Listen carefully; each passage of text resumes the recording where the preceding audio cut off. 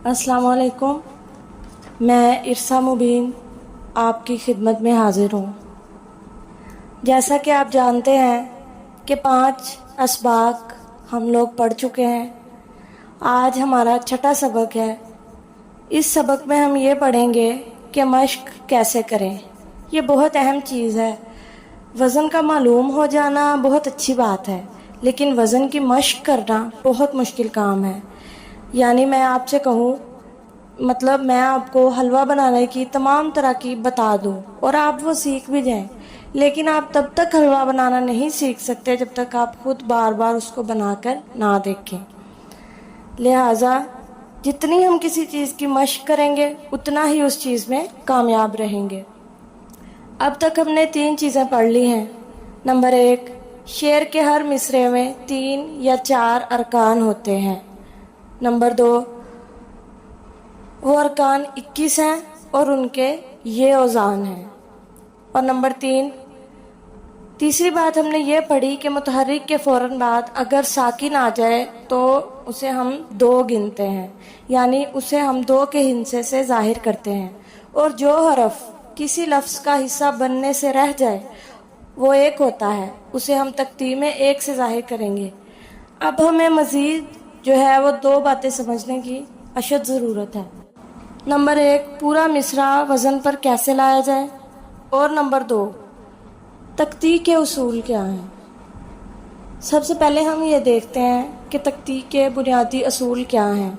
आप ये समझ लें कि अगर आपको तख्ती के बुनियादी उसूल नहीं आते तो आप अच्छे शायर नहीं बन सकते, क्योंकि आप अपना मिसरा तोल ही नहीं सकते कि वो वज़न पर पूरा उतर भी रहा है या नहीं।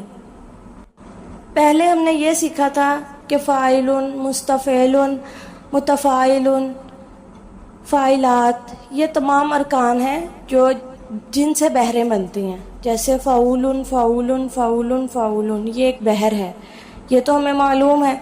लेकिन जब हम शेर के लिहाज से इसी बहर को देखेंगे तो पहले हमें तख्ती के उसूल आने चाहिए। तख्ती के 2-3 बुनियादी उसूल तो शायद मैं पहले बता चुकी हूँ, लेकिन आज हम तफसील से तख्ती के तमाम उसूलों को देखेंगे जो कि सबसे ज़्यादा अहम है। उसके बाद ये शायरी, ये वज़न आपके लिए बिल्कुल आसान है। आप खुद ही अपने शेरों की तख्ती भी करना शुरू कर देंगे और ये भी जांचना शुरू कर देंगे कि ये वज़न पर है या नहीं है। लिहाजा हम सबसे पहले तख्ती के बुनियादी उसूलों की तरफ बढ़ते हैं। इसका सबसे पहला उसूल है अलिफ ममदूदा, मद वाला अलिफ। ये 2 हरफी होता है, इसमें 2 अलिफ होते हैं। यानी जैसे आप, आबा, तख्ती में अलिफ अलिफ और पे, अलिफ अलिफ और बेलिफ बा शुमार होंगे, ठीक है। यानी वो अलिफ मद्दा, अलिफ मद्दा वैसे तो एक हर्फ है, लेकिन जब हम इसे तख्ती में शुमार करेंगे तो ये 2 अलिफ शुमार होगा। जैसे मैं लिखूं आब, तो इसको हम लिखेंगे अलिफ अलिफ और बे, और ये फ़ा के वज़न पर है। उम्मीद है ये नुक्ता आपको अच्छे से समझ में आ गया होगा। दूसरा हमारे पास है अलिफ मादुल्ला, यानी अरबी में ऐसे अलिफ या अलिफ लाम ई और अलिफ जो पढ़ने में नहीं आते उनका शुमार नहीं होता। अब इसको मैं आसान करके आपको समझाती हूँ। जैसे हम लिखते हैं बिल्कुल, इन्नल हक, तो बिल्कुल में जब हम इसको बोलने से देखते हैं बिल्कुल, तो बे और लाम आपस में मिल रहे हैं, अलिफ की आवाज़ नहीं आती। अगर अलिफ की आवाज़ आती तो हम इसे बालकुल पढ़ते। तो वो अलिफ जिसकी आवाज़ ही नहीं आ रही, बे और लाम आपस में मिल रहे हैं, उस अलिफ को हम दरमियान में से निकाल देंगे तख्ती के वक्त। इसी तरह लफ्ज़ है इन्नल हक, तो इन्नल, नून और अलिफ के साथ अगला लाम मिल रहा है, दरमियान वाला अलिफ बिल्कुल तख्ती में शुमार नहीं होगा। तो इस तरह के जितने भी हरूफ हैं, जितने भी हर्फ आते हैं जो कि पढ़ने में महसूस नहीं होते, उनको हम तख्ती में शुमार नहीं करेंगे। तीसरा बुनियादी नुक्ता हमारे पास है वो हरफ जो खड़ा ज़बर या खड़ी ज़ेर होता है।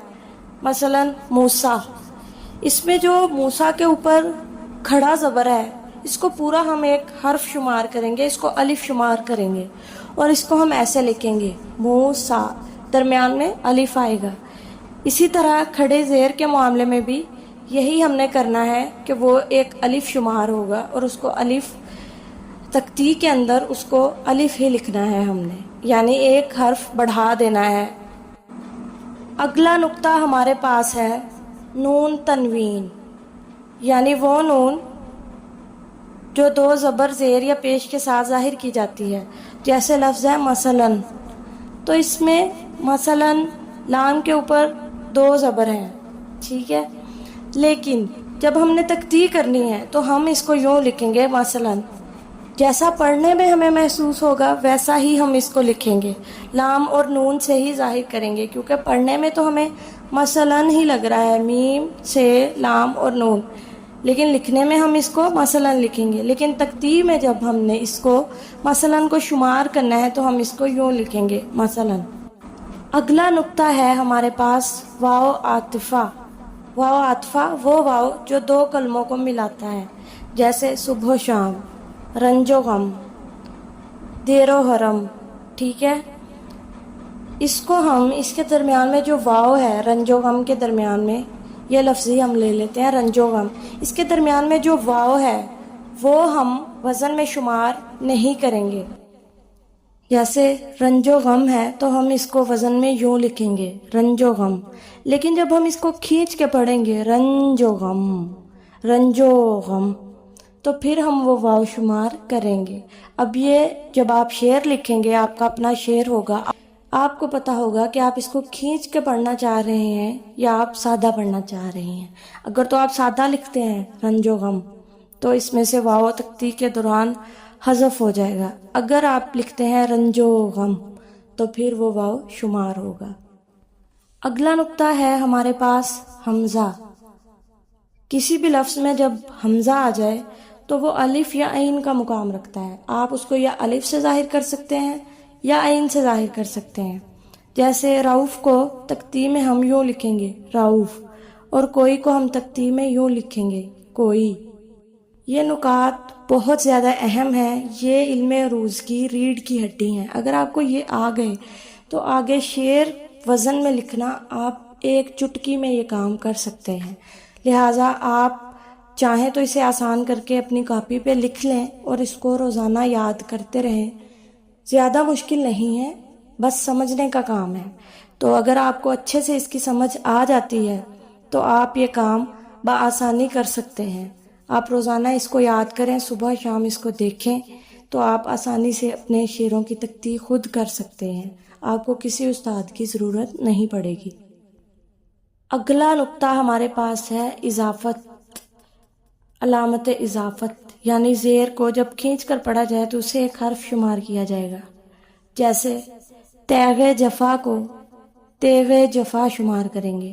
اگر کھینچ کر نہ پڑھا جائے تو جس حرف کے نیچے یہ اضافت یعنی زیر ہو اسے تختی میں ایک متحرک حرف شمار کریں گے، مثلا حال دل کو حال دل ہی شمار کریں گے،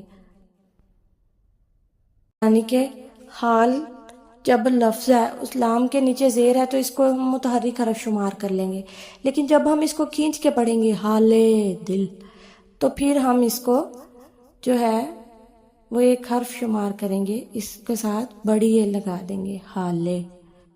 یہاں پر ہمارے تختی کے اصول ختم ہوتے ہیں۔ میں نے پہلے بھی بتایا تھا کہ نون غنہ دو چشمی ہے، ان کو ہم وزن میں شمار نہیں کرتے، تو لہٰذا جہاں بھی یہ حروف آئیں تو ہم ان کو وزن میں شمار نہیں کریں گے۔ تختی کا کام ہمارا یہاں پہ ختم ہوا۔